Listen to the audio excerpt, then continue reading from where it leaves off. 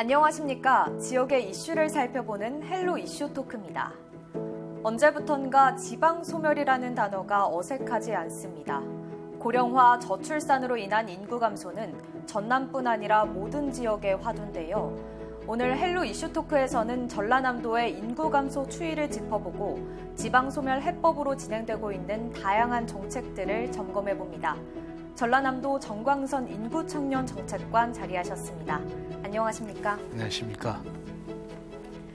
네, 먼저 현재 전남 지역의 인구 감소 추이를 살펴보고 싶습니다. 이를 통해서 전남 지방 소멸에 대한 전망을 어떻게 바라보고 계신지도 궁금합니다. 네, 현재 전국적으로 인구는 감소 추세에 있습니다. 저출산, 고령화로 인하여 인구 구조는 크게 변화될 것으로 예상됩니다. 또한 이에 따라 경제적, 사회적으로 많은 분야에서 큰 변화가 예상됩니다. 현재 우리 인구는 2020년 대한민국 인구는 데드 크로스가 발생했습니다. 네. 출생 인구가 사망 인구보다 저 줄어드는 현상이죠. 네. 전남은 2013년도에 발생했고요. 이 통계는 통계청이 예상한 것보다 한 8년 정도 더 빠름이 있습니다. 이게 좀 심각한 문제로 보여집니다. 네. 통계청에서 또한 여기 인구 추계를 했는데 2050년 인구를 추계했는데 우리 전남 인구는 152만 명. 이게 현재보다 29만 명 감소합니다. 한 16% 정도요. 네. 이런 통계가 예측되고 있습니다. 결국 출산율 저하로 인해서 인구가 감소했다는 거 말씀드리고요. 근데 이제 우리 대한민국 인구 합계 출산율은 0.78입니다. 네. 우리 전라남도는 0.97이거든요. 그래서 광역 10다에서는 1위를 달리고 있는데 이 또한 청년들이 계속 지속적으로 유출되기 때문에 그것도 하나의 좀 문제로 지적될 수 있습니다. 그래서 우리 전라남도는 2021년 10월에 정부에서 지방 소멸 지역 89개를 지정했는데요. 시지역 5개 지역과 네. 무안군을 제외한 16개 군 지역이 소멸지구로 지정이 됐습니다. 이러한 통계를 추계해 봤을 때 전남의 상황은 전국과 비교해서 쉽지 않은 상황입니다. 네. 때문에 전남의 인구 정책이 무엇보다 가장 중요하다는 생각이 드는데요. 네. 인구 청년 정책관으로 재임을 하면서 가장 역점을 두고 살피시는 정책의 포인트가 있을까요? 네, 전라남도는 2014년에 이제 전국 최초로 65세 이상이 20%가 넘는 인구 구조 초고령 사회에 들어섰습니다. 그리고 아까 말씀드린 인구 감소 지역이 16개 군이고 또 청년 유출이 많기 때문에 지역 활력이 떨어지고 있다고 말씀드립니다.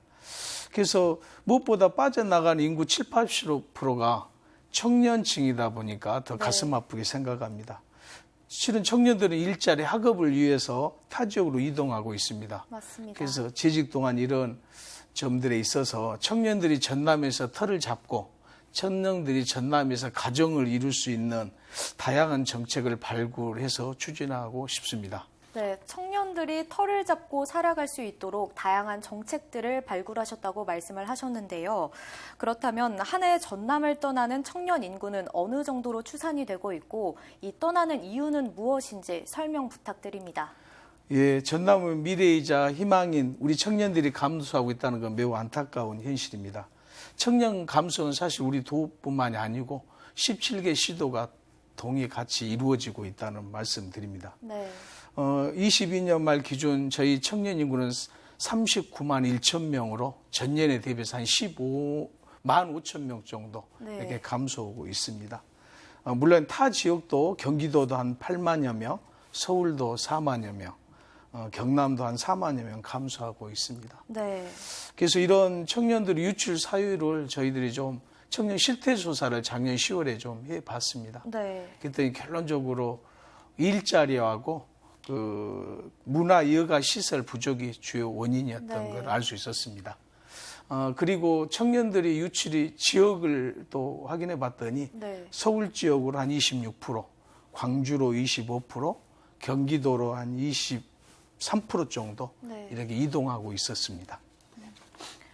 네, 말씀하신 것처럼 많은 수의 전남 청년 인구가 감소를 했는데요. 그렇다면 현재 전라남도가 펴고 있는 청년 지원 대책에는 무엇이 있는지 소개해 주시죠. 네, 전라남도는 청년층 안정적인 정착과 지역에서 꿈을 펼칠 수 있는 다양한 청년 체감형 정책을 추진하고 있습니다. 5개 분야 81개의 사업입니다. 네. 그 내용을 보면 일자리 안정 사업이 32개 사업, 주거가 7개 사업, 그다음에 교육 분야가 21개 사업, 그다음에 복지 문화 분야가 12개 사업, 참여 권리가 9개 사업입니다. 대표적인 사업들을 잠깐 말씀드리면요. 네. 호남 청년 아카데미 그리고 청년들을 인재 육성을 하고 있습니다. 네. 그래서 한 해에 3기, 매기 100명씩 해서 4년간 12기 1,200명을 육성할 계획에 있습니다. 네. 그리고 청년 문화센터를 그 청년들의 복합 공간, 커뮤니티 공간을 위해서 순천하고 무안에 이렇게 건립 중에 있다는 걸 말씀드리고요. 네. 청년 문화복지 카드 사업도 청년들 19세부터 28세 청년들에게 네. 매년 20만 원, 그리고 10년간 200만 원 이렇게 해서 청년들이 도서 구입, 학원, 또 체육시설 이용 이런 등에 폭넓게 활용할 수 있도록 그렇게 지원하고 있습니다. 그리고 또 이제 주거 지원 사업으로는 청년 취업자 주거비를 매월 한 20만 원 정도 해서 한 1년간 정도 지원하고요.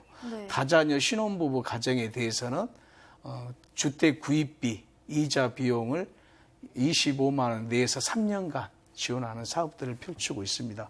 또 다양하게 도민 행복시책 사업들로는요. 네. 청년 부부 결혼 축하금 지원, 그다음에 난임 부부 시술비 지원, 네. 그다음에 청년 공동체 활동, 청년 마을 육성 등 이러한 사업들을 다양하게 진행하고 있습니다. 네, 좋은 정책을 만들기 위해서는 정책 당사자인 청년들과의 소통이 무엇보다도 중요할 것 같습니다. 네. 정책관님께서는 보통 어떤 방식으로 전라남도의 청년들과 소통을 하고 계신지 궁금합니다. 네, 사실은 청년들의 어려움은 청년들이 가장 잘 알고 있죠. 네. 그래서 저희는 청년들의 다양한 의견 수렴을 통해서 청년들의 청년 정책 시행 계획을 수립해서 운영하고 있습니다. 주요 창구로 소통 창구로 보면은 청년 기본절에 의한 청년 정책 조정위원회가 있습니다. 네. 그래서 청년들이 실질적으로 참여하고 있고요. 거기서 청년들의 정책을 심의 의결하는 네. 그렇게 진행하고 있습니다. 또한 청년 소통 간담회를 지역별로 분기별로 이렇게 해서 소통하고 있고요. 또 금년 같은 경우는 호남 청년 아카데미를 네. 한 올해 3기 운영하기 때문에 매 기마다 또 지사님하고 같이 소통해서 청년들의 의견을 수렴하고 있다는 말씀드립니다. 그리고 청년의 목소리를 한 70여 명 유촉해서요. 이분들하고 만남을 통해서 청년들의 정책의 피드백, 네. 청년들의 정책 제안 이런 사항도 동시에 같이 의견 수렴을 하고 있습니다. 그리고 도와 시군에 청년 센터가 있습니다. 네. 이런 청년 센터를 통해서 우리의 도의 정책을 홍보하고 또 청년들의 목소리도 청취해서 청년들의 정책을 추진하고 있다는 말씀 드립니다. 네, 지금까지 전남 청년 감소에 대한 이야기를 나눠봤는데요. 그런가 하면 전남 지역의 경우 농촌 지역의 인구 소멸 문제도 최대 현안 중 하나로 알고 있습니다. 전남 지역 농촌 지역의 인구 소멸 상황과 이에 대한 도 차원의 대응 방안에 대해서 설명해 주시죠. 네. 실은 이제 농가 인구는 현재 전남 29만 명입니다. 네. 17년도하고 2017년도에 비교하면 한 2만 5천 명 정도가 감소하고 있고요. 또 농업 인구 60% 이상 60세 이상이 70%로 초고령화에 있다는 네. 그런 상황에 놓여 있습니다. 이러한 한계를 매년 귀농 기초인들이 4만여 명이 우리 전남 지역으로 오심에 따라서 네. 인구 폭을 감소를 좀 완화해 주고 있다는 말씀을 드립니다. 네. 그래서 우리 도에서는 그 귀농 기초인을 대응하는 사업들을 추진하고 있습니다. 그래서 귀농 기초인들이 시행착오 없이 우리 전남에 안정적으로 정착할 수 있도록 11개 사업 736억 원을 투입해서 네. 도시민 유치를 적극 추진하고 있습니다. 대표적인 사업으로는요. 네. 전남에서 살아보기, 네. 귀농 창업 자금 및 주택 자금 지원, 귀농아 귀촌 우수 창업 활성화 자금 지원, 또한 지역민과 함께하는 어울림 대회 어울림 마당 조성 등으로 친화적 분위기 조성에도 힘쓰고 있습니다. 네. 귀농귀촌 관련 정책을 언뜻 설명을 해주셨는데요.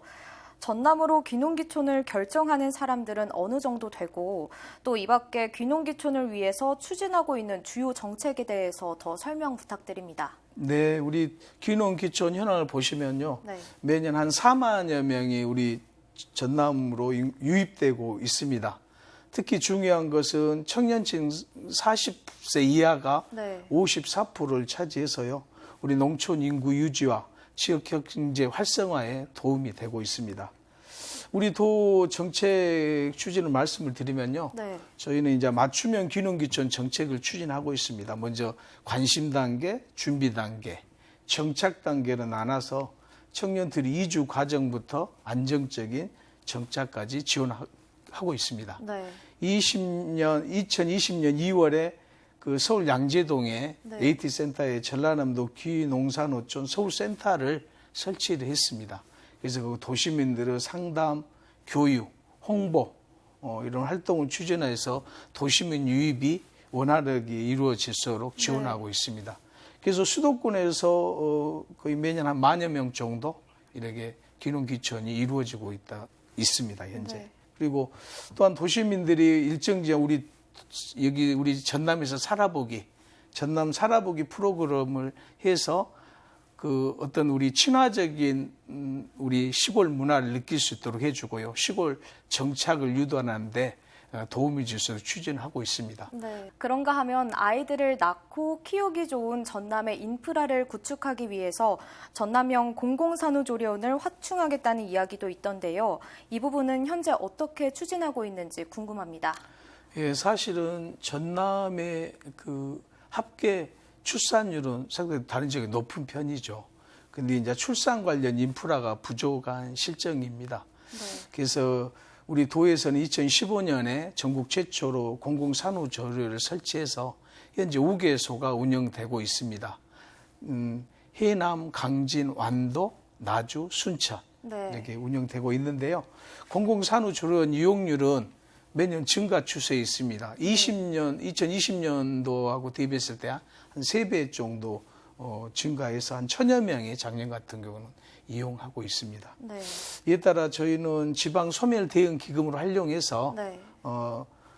22년, 23년도 사업에 3개소, 목포, 여수, 광야 이렇게 3개소를 더 확충하고 있고요.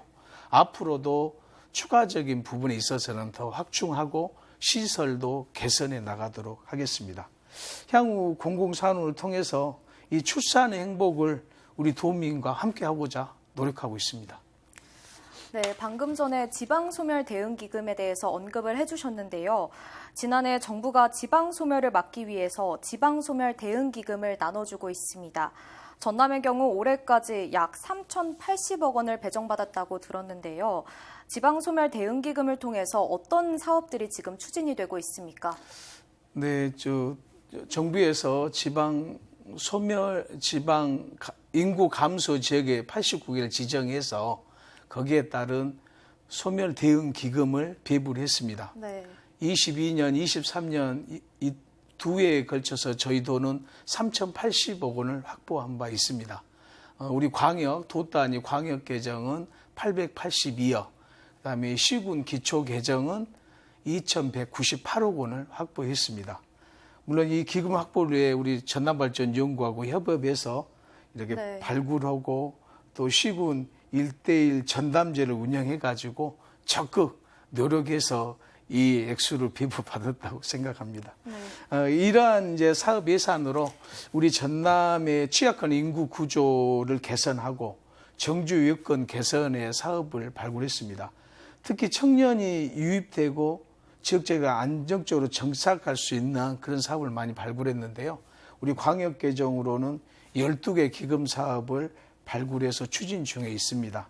대표적인 사업으로는요. 네. 청년문화센터, 건립사업, 청년 공공임대주택, 그다음에 아까 말씀드린 공공산후조리원 건립, 그다음에 청년 창업 지원 이렇게 사업들을 추진하고 있습니다. 네. 앞으로 지방소멸대응 TF를 중심으로요, 한 10년간 지속적으로 투입되기 때문에 신규 사업 발굴하고 사업 성과 분석, 모니터링을 통해서 체계적으로 운영해 나갈 계획입니다. 네, 그런데 일각에서는 지방소멸대응기금의 사업이 전체적으로 엇비슷하다는 지적도 나오고 있습니다. 이에 대해서는 어떻게 생각하십니까? 예, 좀 전에 말씀드렸지만 지방소멸대응기금 인구 감소로 인한 소멸 지역에 정부에서 투입되는 재원입니다.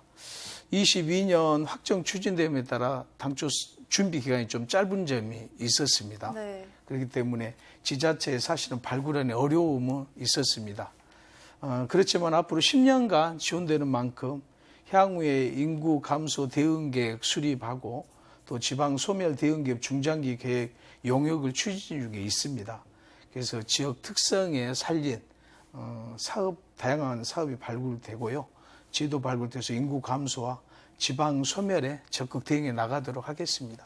네, 아무래도 인구 감소와 지방 소멸은 비단 한 지역만의 문제가 아니기 때문에 정부와 지방이 함께 이 문제를 해결하고자 하는 동반자 의식이 절실할 것 같습니다. 네, 맞습니다. 인구 감소는 지방의 문제가 아니라 국가적 과제입니다.